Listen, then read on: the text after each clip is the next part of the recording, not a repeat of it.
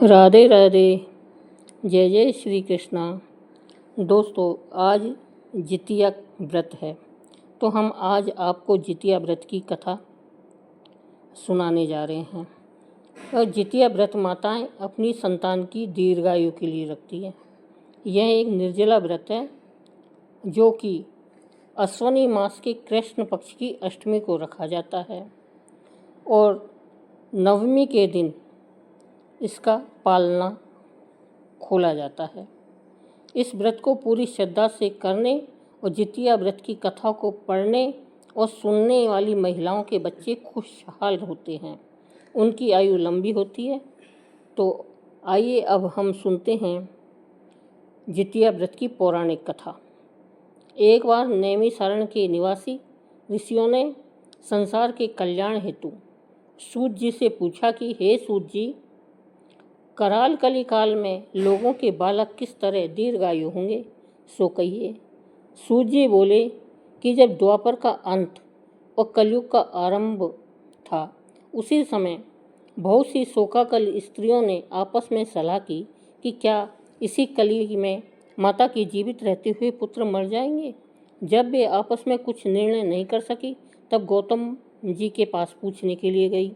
जब उनके पास पहुंची तो उस समय गौतम जी आनंद के साथ बैठे थे। उनके सामने जाकर उन्होंने मस्तक झुकाकर प्रणाम किया। उसके बाद स्त्रियों ने पूछा कि हे प्रभु, इस कलयुग में लोगों के पुत्र किस तरह जीवित रहेंगे, इसके लिए कोई व्रत यह तप हो तो कृपा करके बताइए। इस तरह उनकी बात सुनकर गौतम जी बोले कि आपसे मैं वही बात कहूँगा जो मैंने पहले से सुन रखा था। गौतम जी ने कहा, जब महाभारत का युद्ध का अंत हुआ और द्रोण पुत्र अश्वत्थामा के द्वारा अपने बेटों को मरा देखकर सब पांडव बड़े दुखी हुए, तो पुत्र के शोक से व्याकुल होकर द्रौपदी अपनी सखियों के साथ ब्राह्मण श्रेष्ठ धौम्य के पास गई और उसने धौम्य से कहा कि हे विपेंद्र, कौन सा उपाय करने से बच्चे दीर्घायु हो सकते हैं, कृपा करके ठीक ठीक कहिए। धौम्य बोले कि सतयुग में सत्य वचन बोलने वाला, सत्याचरण करने वाला समदर्शी जिमुतवाहन नामक एक राजा था। एक बार वह अपनी स्त्री के साथ अपने ससुराल गया और वहीं रहने लगा। एक दिन आधी रात के समय पुत्र के शोक से व्याकुल कोई स्त्री रोने लगी, क्योंकि वह अपने बेटे के दर्शन से निराश हो चुकी थी। उसका पुत्र मर चुका था। वह रोती हुई कहती थी कि हाय, मुझ बूढ़ी माता के सामने मेरा बेटा मरा जा रहा है। उसका रुदन सुनकर राजा जिमुतवाहन का तो मानो हृदय विदीर्ण हो गया। वह तत्काल उस स्त्री के पास गया और उससे पूछा कि तुम्हारा बेटा कैसे मरा है। बूढ़ी ने कहा कि गरुड़ प्रतिदिन आकर गांव के लड़कों को खा जाता है। इस पर दयालु राजा ने कहा कि माता, अब तुम रो मत, आनंद से बैठो, मैं तुम्हारे बच्चे को बचाने का यत्न करता हूँ। ऐसा कहकर राजा उस स्थान पर गया जहाँ गरुड़ आकर प्रतिदिन मांस खाया करता था। उसी समय गरुड़ भी उस पर टूट पड़ा और मांस खाने लगा। जब अतिशय तेजस्वी गरुड़ ने राजा का बायां अंग खा लिया, तो झटपट राजा ने अपना दाहिना अंग फेर कर गरुड़ के सामने कर दिया। यह देखकर गरुड़ जी ने कहा कि तुम कोई देवता हो या कौन हो, तुम मनुष्य तो नहीं जान पड़ते। अच्छा, अपना जन्म और कुल बताओ। पीड़ा से व्याकुल मन वाले राजा ने कहा कि हे पक्षीराज, इस तरह के प्रश्न करना व्यर्थ है। तुम अपनी इच्छा भर से मेरा मांस खाओ। यह सुनकर गरुड़ रुक गए और बड़े आदर से राजा के जन्म और कुल की बात पूछने लगे। राजा ने कहा, मेरी माता का नाम है शैव्या और मेरे पिता का नाम है शालिवाहन। सूर्यवंश में मेरा जन्म हुआ है और जिमुतवाहन मेरा नाम है। राजा की दयालुता देखकर गरुड़ ने कहा कि हे महाभाग, तुम्हारे मन में जो अभिलाषा हो वह वर मांगो। राजा ने कहा, हे पक्षीराज, यदि आप मुझे वर दे रहे हैं तो यह वर दीजिए कि आपने अब तक जिन प्राणियों को खाया है वे सब जीवित हो जाए। हे स्वामी, अब से आप यहाँ बालकों को न खाएं और कोई ऐसा उपाय करें कि जहाँ जो उत्पन्न हो वे लोग बहुत दिनों तक जीवित रहें। धौम्य ऋषि ने उन स्त्रियों से कहा कि पक्षीराज गरुड़ राजा को वरदान देकर स्वयं अमृत के लिए नागलोक चले गए। वहाँ से अमृत लाकर उन्होंने उन मरे मनुष्यों की हड्डियों पर बरसाया। ऐसा करने से सब लोग जीवित हो गए जिनको कि पहले गरुड़ ने खाया था। राजा के त्याग और गरुड़ की कृपा से वहाँ बालकों का बहुत कष्ट दूर हो गया। उस समय राजा के शरीर की शोभा दूनी हो गई थी। राजा की दयालुता देखकर गरुड़ ने फिर कहा कि मैं संसार के कल्याण हेतु एक और वरदान दूंगा। आज अश्वनी कृष्ण सप्तमी से रहित शुभ अष्टमी है। आज ही तुमने यहाँ की प्रजा को जीवनदान दिया है। हे वत्स, अब से यह जीव ब्रह्म भाव हो गया है, जो मूर्ति भेद से विविध नामों से विख्यात है। वही त्रैलोक्य से पूजित दुर्गा अमृत प्राप्त करने के अर्थ में जीवित पुत्रिका कहलाई है। सो इस तिथि को जो स्त्रियां उस जीवित पुत्रिका की और कुश की आकृति बनाकर तुम्हारी पूजा करेंगे तो दिनों दिन उनका सौभाग्य बढ़ेगा और वंश की भी बढ़ोतरी होगी। हे महाभाग्य, इस विचार करने की भी आवश्यकता नहीं है। हे राजन, सप्तमी से रहित और उदया तिथि की अष्टमी को व्रत करें, यानी सप्तमी विद अष्टमी जिस दिन हो उस दिन व्रत ना करें। शुद्ध अष्टमी को व्रत करें और नवमी में पारण करें। यदि इस पर ध्यान ना दिया गया हो तो फल नष्ट हो ही जाएगा और सौभाग्य तो अवश्य ही नष्ट हो जाएगा। जीमूत वाहन को इस तरह का वरदान देकर गरुड़ वैकुंठ धाम को चले गए और राजा भी अपनी पत्नी के साथ अपने नगर को वापस चले आए। धौम्य द्रौपदी से कहते हैं कि हे देवी, मैंने यह अतिशय दुर्लभ व्रत तुमको बताया है। इस व्रत को करने से बच्चे दीर्घायु होते हैं। हे देवी, तुम भी पूर्वोक्त विधि से यह व्रत और दुर्गा जी का पूजन करो तो तुम्हें भी अभिलाषित फल प्राप्त होगा। मुनिराज धौम्य की बात सुनकर द्रौपदी के हृदय में एक प्रकार का कौतूहल उत्पन्न हुआ और पूर्वासीन स्त्रियों को बुलाकर उनके साथ यह उत्तम व्रत किया। गौतम जी ने कहा, यह व्रत और इसके प्रभाव को किसी एक चील ने सुन लिया और अपनी सखी सियारिन को बतलाया।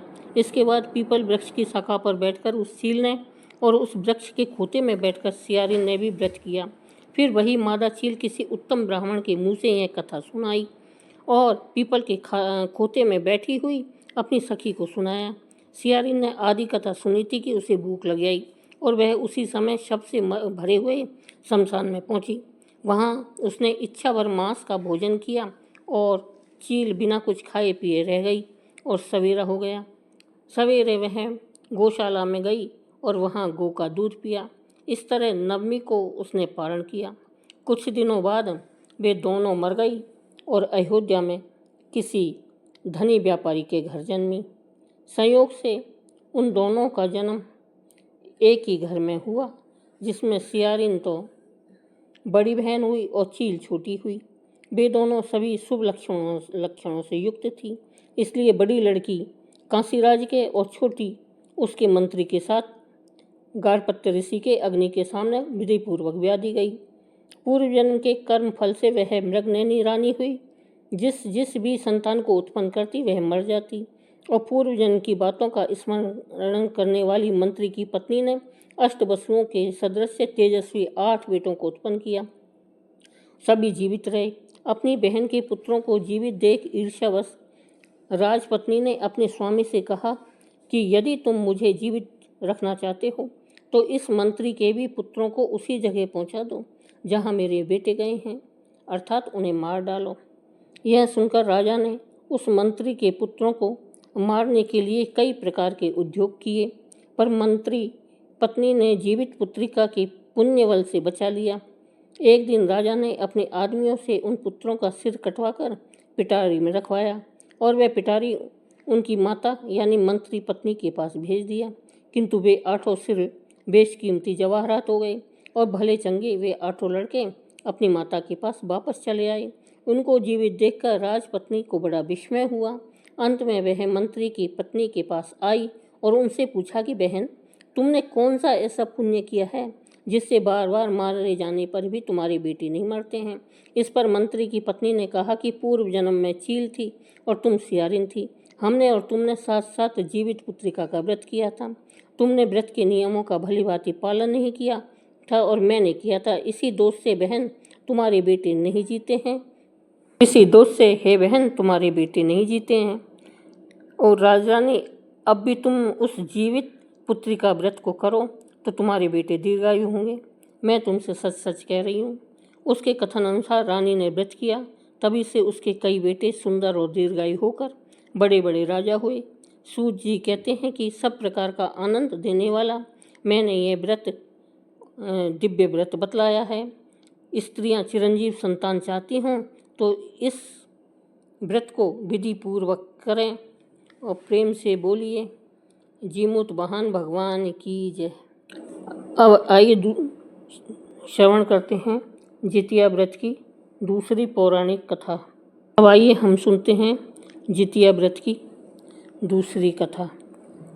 दो बहनें थीं, एक का नाम था मंगला और दूसरी का नाम था सुमंगला। दोनों का भाग्य अलग अलग था। मंगला गरीब और सुमंगला दुखी रहती थी। सुमंगला अमीर थी, हमेशा सुखी रहती थी। दोनों एक ही गांव में रहती थी। मंगला सुमंगला के घर में काम करती थी और साफ सफाई आदि काम करती थी, खाना बनाती थी और जो खाना बच जाता था वह खाना मंगला सुमंगला को दे देती थी। इस तरह मंगला का घर चलता था। समय बीतता गया। दोनों के बच्चे, मंगला के 2 पुत्र थे और सुमंगला के भी 2 पुत्र थे। जब जितिया का व्रत आया तो दोनों ने मिलकर जितिया का व्रत किया। मंगला सुमंगला के घर में काम कर रही थी। व्रत के दिन मंगला ने सुमंगला के घर जो चावल फटका था, अर्थात जिस चावल को साफ किया था, उसमें से जो खुर्दी निकला वह अपने लिए रख ली नहीं और साफ चावल सुमंगला को दे दिया। फिर मंगला ने साग को साफ किया और पत्तियों को डंठल से अलग किया और बढ़िया साग तो सुमंगला के लिए रख दिया और जो डंठल था वह अपने लिए रख लिए। अब मंगला ने सुमंगला के घर सारा खाना बना दिया और अपने घर बची हुई खुर्दी और साग का डंठल लेकर अपने सब्जी बनाने लगी। अब खुर्दी का चावल और डंठल का साग बनाकर वह खाना अपने बच्चों को खिलाई और खुद ने भी खाया। उसके बाद मंगला सोने चली गई। आधी रात में एक बूढ़ी स्त्री उसके घर पर आकर दरवाज़ा खटखटाती है। तो मंगला पूछती है, कौन है? तब बुढ़िया माई बोलती है, बेटा हम हैं। मंगला उठकर दरवाज़ा खोलती है और पूछती है, अम्मा आप कौन हैं और आपको क्या चाहिए? इतनी रात में आप यहाँ किस लिए आई हैं? बुढ़िया माई बोलती है, बेटा मुझे बहुत भूख लगी है, कुछ खाने को दे दो। मंगला उसे घर के अंदर ले जाती है और कहती है, हम लोग बहुत गरीब हैं, आज मैंने खुर्दी का चावल और डंठल का साग बनाया है, क्या आप खाएंगी? तो बुढ़िया माई कहती है, हाँ क्यों नहीं खाऊंगी, हमें बहुत भूख लगी है, हमें जो कुछ भी दे दोगी मैं वही खा लूँगी। मंगला अंदर जाकर खुर्दी का चावल और डंठल वाला साग लाती है और बुढ़िया माई को खाने के लिए दे देती है।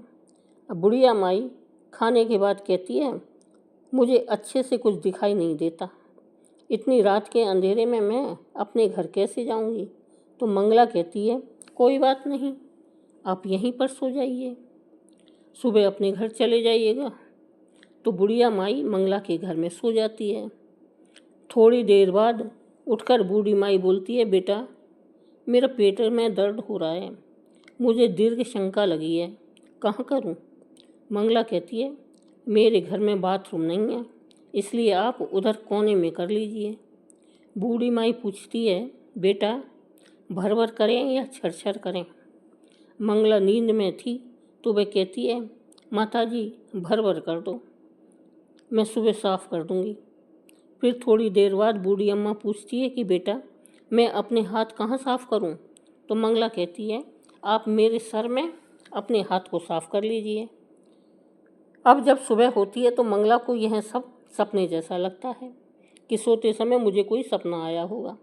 वह ज़्यादा कुछ नहीं सोची और नदी में नहाने के लिए चली जाती है। जब वह नदी में नहाती है और अपने बाल को धोती है तो उसके बालों में से होते हुए सोने का पानी बहता है।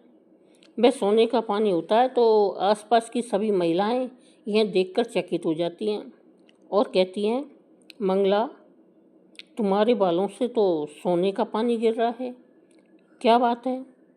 फिर क्या था, उसे रात की सारी बात याद आ जाती है। वह दौड़कर अपने घर की ओर भागती है, यह सोचकर कि उसका घर दीर्घ शंका से गंदा हुआ होगा, पहले उसको साफ करना होगा। जब वह अपने घर में जाती है तो देखती है कि घर के हर कोने में ढेर सारा सोना बिखरा पड़ा है। यह देखकर मंगला बहुत ही खुश हो जाती है और सोचती है कि जीमुत बहान भगवान की कृपा से जो मेरे घर रूप धारण करके आए थे और मुझे इतना आशीर्वाद दिया, अब मंगला धनवान हो गई थी। अब मंगला सुमंगला के घर जाना और काम करना बंद कर देती है। मंगला अब अपना व्रत पूरा करती है और अपने पुत्र से कहती है कि जाओ मौसी के घर से तराजू लेकर आओ, यह नापने के लिए कि यह सोना कितना है। बच्चा बहुत खुशी से सुमंगला मौसी के घर जाता है और तराजू मांगता है। सुमंगला पूछती है कि तराजू से क्या नापना है? तो बच्चा बोला, मेरे घर में बहुत ढेर सारा सोना है, उसी को माँ नापेगी। सुमंगला कहती है, खाने के लिए तो तुम्हारे घर कुछ है नहीं और तुम्हारी माँ सोना नापेगी, मुझसे झूठ कहते हो? तो बच्चा कहता है, नहीं मौसी, मैं झूठ नहीं बोल रहा।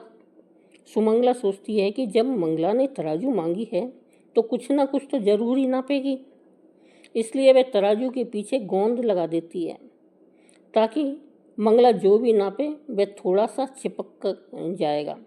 बच्चा तराजू लेकर अपने घर आता है और मंगला जब तराजू पर सोना नापती है तो कुछ सोने का टुकड़ा उस गोंद में चिपक जाता है।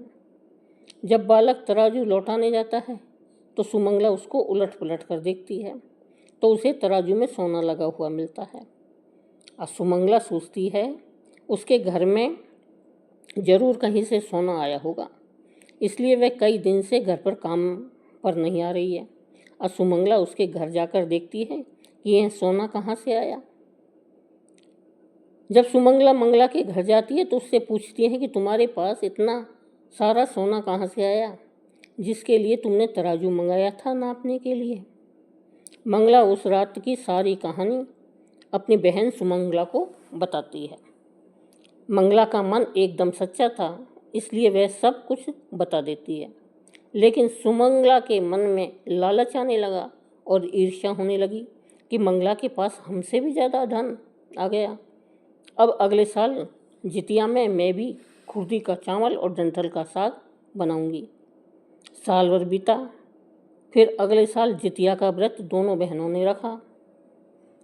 सुमंगला के पास हर तरह का सुख था और धन भी था, फिर भी वह जितिया के दिन चावल फटक कर साफ चावल फेंक देती है और खुर्दी अपने पास रख लेती है। साग को तोड़कर पत्तियां फेंक देती है और डंठल अपने पास रख लेती है और वही बनाई पूजा पाठ करके सोने को चली गई। फिर आधी रात में उसके घर में भी बूढ़ी अम्मा आई और दरवाज़ा खटखटाती है। सुमंगला उनका इंतज़ार तो कर ही रही थी। वह तुरंत दरवाज़ा खोलकर बूढ़ी अम्मा को अपने घर के अंदर ले आती है। बूढ़ी अम्मा बोली कि मुझे बहुत भूख लगी है, कुछ खाने को दे दो। सुमंगला बोली, मैंने खुर्दी का चावल और डंठल का साग बनाया है। बूढ़ी माता बोलती है, कोई बात नहीं, मुझे जो भी दोगी मैं खा लूँगी। सुमंगला बूढ़ी माई को भोजन परोस देती है और सोने चली जाती है। बूढ़ी माई बोलती है, मैं घर नहीं जा सकती, मुझे दिखाई नहीं देता। सुमंगला कहती है, कोई बात नहीं, आप यहीं पर सो जाओ। थोड़ी देर बाद बूढ़ी अम्मा बोलती है, मुझे दीर्घ शंका हो रही है, कहाँ करूं? तो सुमंगला कहती है कि वही कोने में कर लीजिए। फिर थोड़ी देर बाद बूढ़ी अम्मा पूछती है, भर करें या छर छर?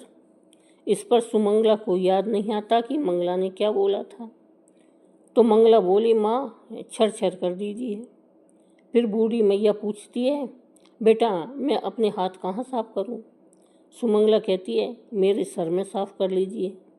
बूढ़ी अम्मा अपना हाथ सुमंगला के सर में साफ कर लेती है। जब सुमंगला सुबह उठती है तो उसका पूरा घर गंदगी से भरा पड़ा था और उसके बाल में भी बहुत गंदगी लगी होती है। यह देखकर सुमंगला बहुत दुखी हो जाती है और उसे बहुत गुस्सा भी आता है।